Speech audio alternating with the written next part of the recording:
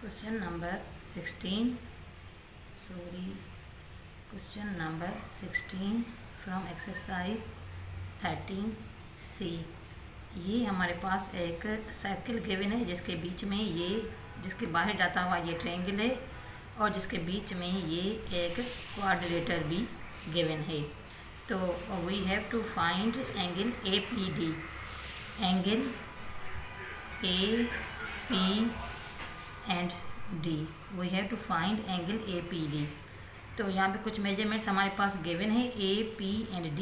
We have to find this angle. So some measurements हमारे पास given है, जैसे कि ये B80 एंड ये 58 एंड ये 54। सो सबसे पहले हम देखें इस ट्रायंगल को CBE।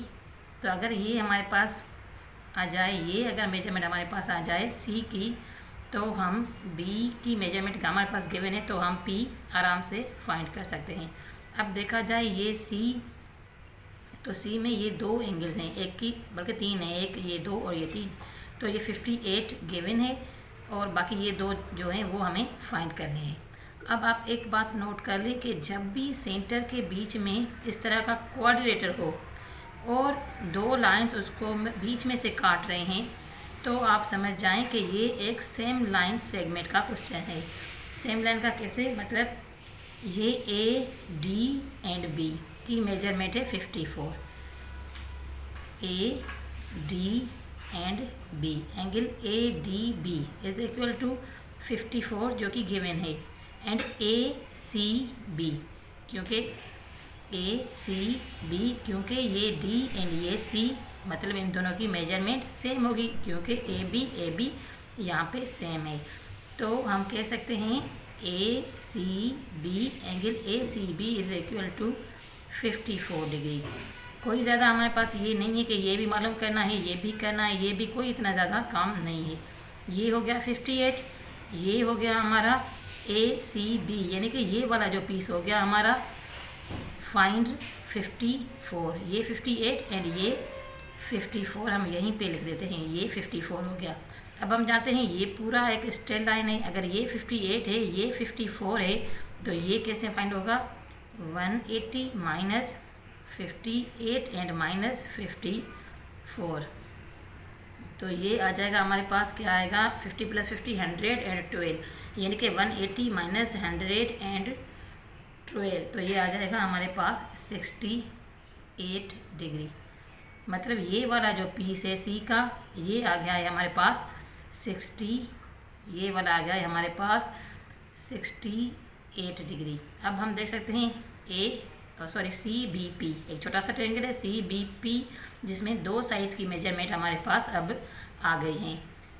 तो पूरा अगर जो ट्रायंगल है 180 का एंगल है, हमें जो फाइंड करना है APD अच्छा AP एंड D। तो एंगल हम लिख सकते हैं angle AP and D। AP and D is equal to 180 minus ये वाला 80 एंड माइनस ये वाला 60 एंड ये 68। तो 180 minus 80 100 and 100 minus 68 is equal to, ये आ जाएगा हमारे पास 22। 180 माइनस 80 तो आ जाएगा 100 एंड 100 माइनस 68 तो आ जाएगा 32। ये आ रहा है हमारे पास 32 डिग्री। अब चलते हैं क्वेश्चन नंबर 17 की तरफ। क्वेश्चन नंबर 17 में ये हमारे पास एक क्वेश्चन नंबर 17 में ये एक सर्कल और उसके बाहर जाता हुआ ये एक बड़ा सा ट्रायंगल, उसके बीच में ये छोटा सा ट्रायंगल एंड आल्सो ये भी छोटा सा ट्रायंगल। तो गिवन हमारे पास कोई भी मेजरमेंट यहाँ पे गिवन नहीं है, but we have to find BAD, angle BAD हमें फाइंड करना है। तो BAD यानी कि ये वाला एंगल, दोनों को मिला के एक ये वाला ये वाला एंगल हमें फाइंड करना है। तो अब हम देख सकते हैं यहाँ पे ये एक डायामीटर है, क्योंकि जो चीज़ नहीं गिवन होती है तो सबसे पहले हमने सर्कल का रेडियस या डायामीटर या राइट एंगल वगैरह फाइंड करनी होती है, ताकि कोई मेजरमेंट हमारे पास आ जाए जिसके थ्रू हम ये क्वेश्चन सोल्व करें। तो हम देख सकते हैं ये सर्कल का डायामीटर है, क्योंकि इन्होंने ये सेंटर पॉइंट दिया हुआ है। तो अगर ये डायामीटर है, डायामीटर को जब दो कोड मिलकर ट्रायंगल बनाते हैं तो वो राइट एंगल बनता है, मतलब ये हो गया राइट एंगल 90 डिग्री। अब दूसरी बात ये कि वैसे तो हम देख सकते हैं कि ये भी एक राइट एंगल ट्रायंगल है, छोटे वाला, और ये बड़े वाला भी। ये पूरी स्ट्रेट लाइन आई है जो इस स्ट्रेट लाइन को काट रही है, ये हम देख सकते हैं। लेकिन कोई प्रूफ नहीं है कि ये लाइन स्ट्रेट है या आया ये थोड़ी ऐसी टेढ़ी है या ऐसी टेढ़ी है। तो प्रूफ हमारे पास ये है कि ये एक सेंटर के बीच में पूरे सेंटर को के सर्कमफेरेंस को छू रहा एक क्वाड्रिलेटरल है। तो हम जानते हैं जब भी सेंटर के क्वाड्रिलेटरल चारों एंगल से सेंटर के सर्कमफेरेंस को टच कर रहा है, तो जो बनने वाली दो आपस वाली एंगल्स होती हैं, सामने वाली एंगल, दो अपोजिट साइड जो एंगल होती हैं वो सप्लीमेंट्री होती हैं। तो इसकी भी मेजरमेंट है 90 डिग्री। अब अगर ये 90 है तो ये भी हो जाएगी 90 सेम।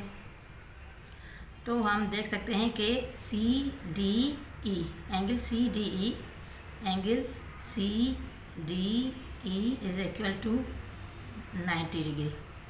ओके, सो नाउ ये दो सिंबल्स हमारे पास गिवन है जो क्लियर करती हैं कि ये एक आइसोसेलेस ट्रायंगल है। तो इसकी प्रॉपर्टी के अकॉर्डिंग इसके ये दोनों साइड्स जो हैं आपस में बराबर होने चाहिए। अब जब ये पूरा ट्रायंगल जो है वो है हमारा 180 का, तो एंगल CED, अगर एंगल CED हम फाइंड करें तो ये आ जाएगा हमारे पास 180 minus 90 is equal to 90 divide by 2, यानी कि जो सी की मेजरमेंट होगी सेम वो ई की भी होगी, तो इज इक्वल टू 45 डिग्री।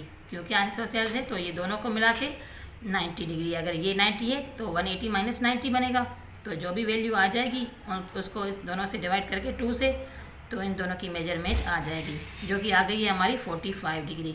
अब अगर ये 45 है ई और ये 90 है, तो एंगल BAD